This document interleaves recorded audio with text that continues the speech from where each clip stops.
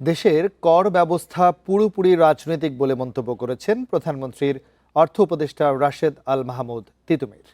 তিনি বলেন, জবাবদিহি এবং স্বচ্ছতার অভাবে নাগরিকদের মধ্যে কর দেওয়ার সংস্কৃতি তৈরি হচ্ছে না। শনিবার গবেষণা সংস্থা পিপিআরসি আয়োজিত প্রাক বাজেট সংলাপে তিনি আরও বলেন, কর আদায়ের ক্ষেত্রে পৃষ্ঠপোষকতার সংস্কৃতি থেকে বের হয়ে আসতে হবে। এক্ষেত্রে স্বচ্ছতা বাড়ানোর জন্য লেনদেন ক্যাশলেস করার আহ্বান জানান তিনি। জবাবদিহি বাড়াতে বিবিএসের সব তথ্য জনগণের কাছে উন্মুক্ত করার কথাও বলেন তিনি। অনুষ্ঠানে বক্তারা জানান, জনগণ হয়রানির ভয়ে ট্যাক্স রিটার্ন দিতে চায় না।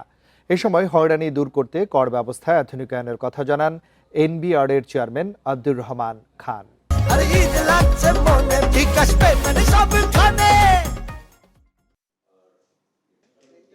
যে রাজস্ব ব্যবস্থা সংস্কারের নামে কত টাকা খরচ করা হয়েছে,